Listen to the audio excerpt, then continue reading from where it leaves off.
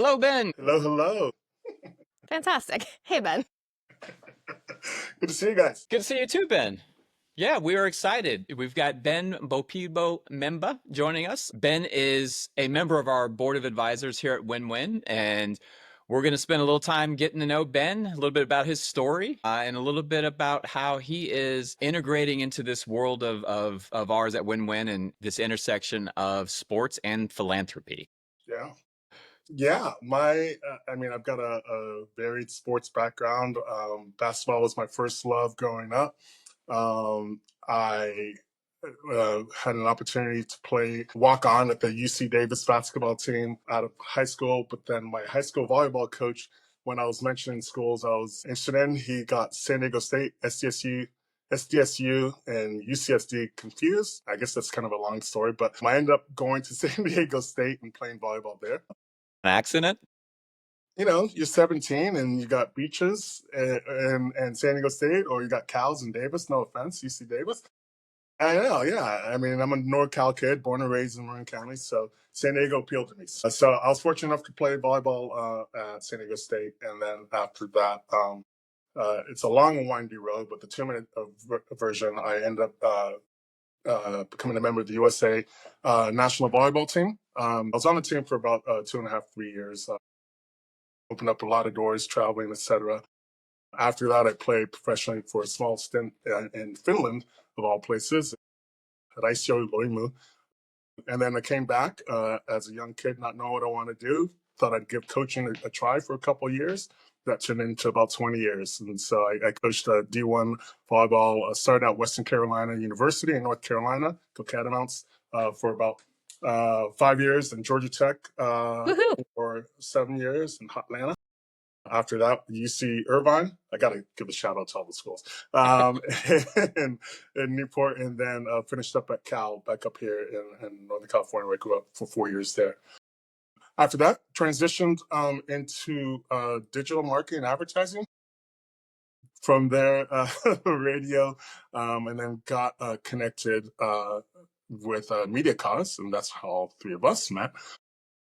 And it was really a perfect blend for me of just an organization that understands giving. Congrats. Nice. So, sports and volleyball, it's kind of, I say it's like the mafia, you can never really leave. And so I still help out with a local volleyball club doing lessons for kids from 12 to 18 years.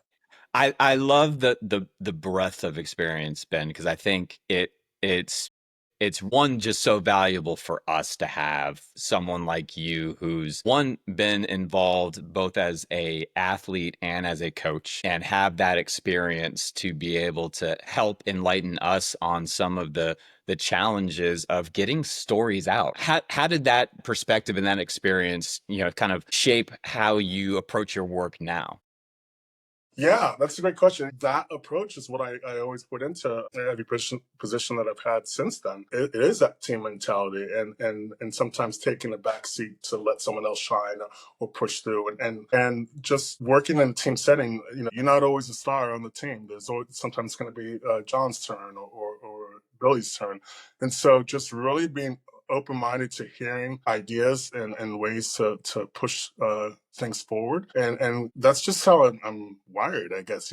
Been coached that way, and I coached that way for many years. I so appreciate that perspective of what it actually takes to build something sustainable, and what you learn from sports is a lot of that. So I love that. Oh, no, you're good. I'm curious, after spending 20 years as a coach and you had all your time as a player, being a little bit more removed from it now, I know you said you're still coaching.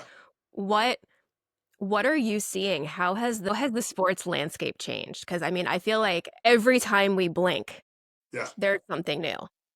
It's crazy, and honestly, it's not all changing for the better, in my opinion. You got NIL, you got transfer portals. I think a lot of the changes. So to back it up, I'm still really connected with a lot of volleyball coaches out there. The volleyball world is very small, and so I still talk to a lot of them, and helping some of my kids get move on to the next level, etc. And I was speaking to this one coach about a year ago, and he's a Power Forward conference head coach, and he's like, man. So I feel more like a CEO than a coach at times. It's like I'm dealing with this NIL. Back when I coached, it was you when we're recruiting, and you recruited 2 years, maybe 3 years down the road, at least getting an eye on Susie and see her progression. Sophomore year, sometimes we gave offers, etc., for those that are high on the top 1%, etc. Now I'm talking to him. He's like, yeah, I don't even know who's going to be on my team next year. Because people are changing. Transfer portal. Yeah. They're leaving after for the greener grass out there. I think the changes that they tried to make made sense. I do believe that athletes should be getting some type of compensation that are, if they're bringing in millions of dollars for their school, et cetera. I don't want to go, the how is really where I think it got screwed up. I do believe that kids should be able to transfer if they're not happy and start right away, because a coach does. A coach that I go here but there's got to be guardrails around it, and it shouldn't be like I'm not happy here and then I move here, and then a lot of that goes back to their club coaches, their high school coaches, their current Yeah. coach, the parent. I mean, it's not. There's a lot of people that are guilty, but I think the NCAA did a disservice when they stepped back and said, "We're not going to tell you exactly what to do with it. You guys kind of figure out." And then it's like Wild West. So Yeah. I look at it.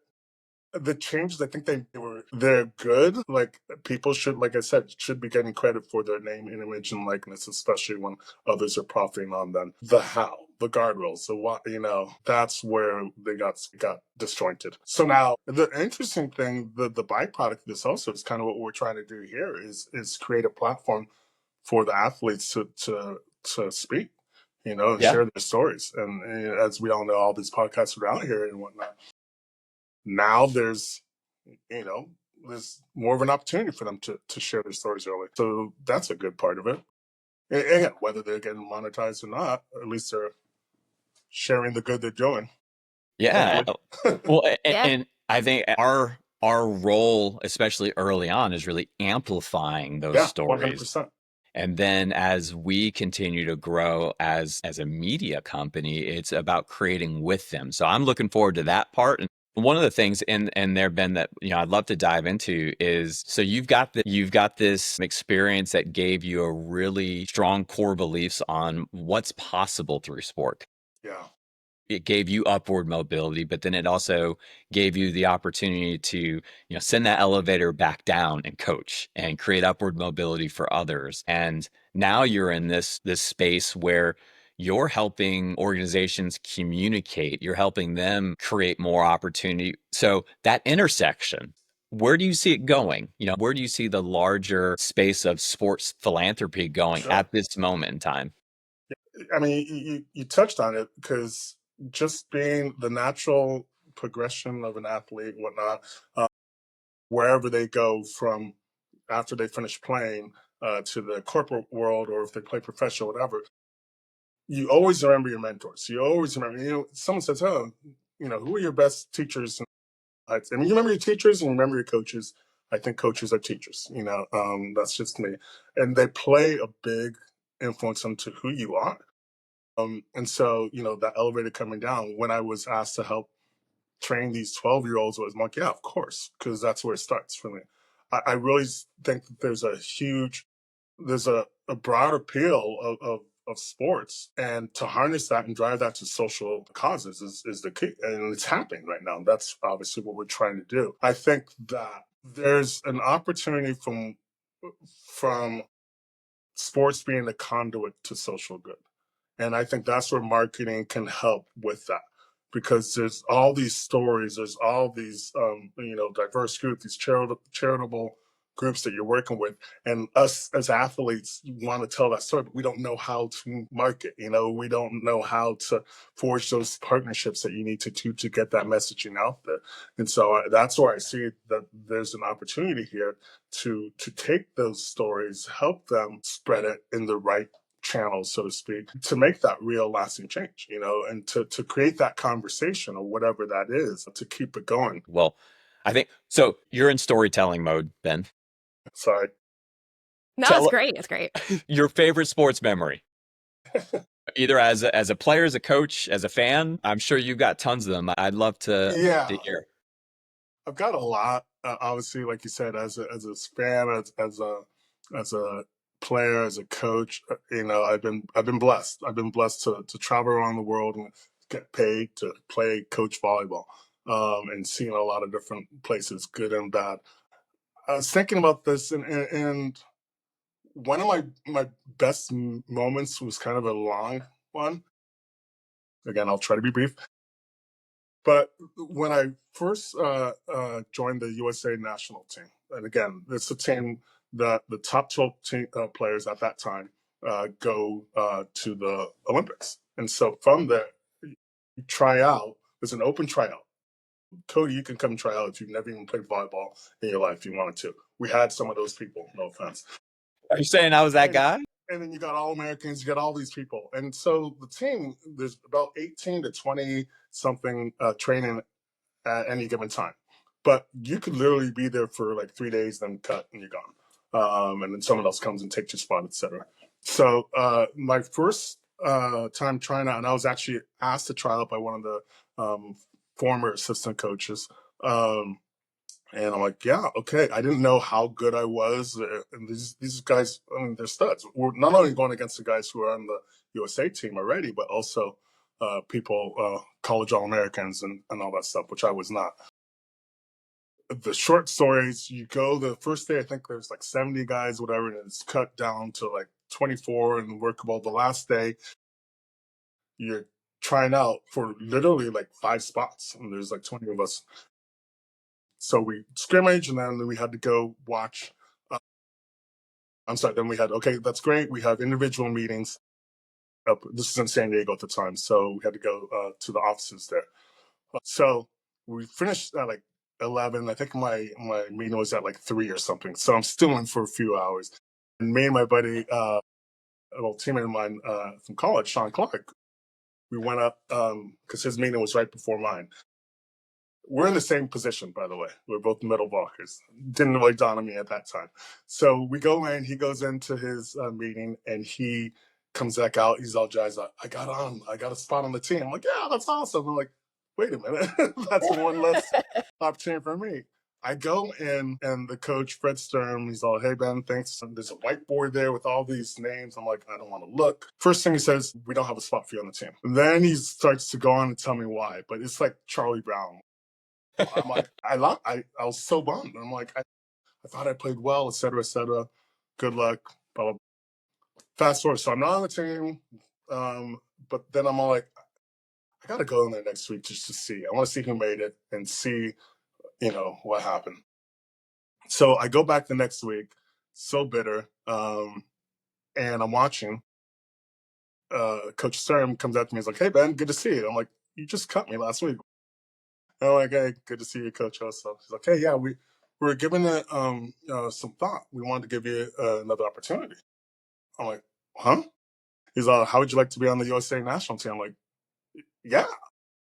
And so he's like, it's going to be on a week by week basis, but we want to offer you a spot on the team. I'm like, great. At the end of the week, we'll talk, and then we'll see how long. I'm like, great.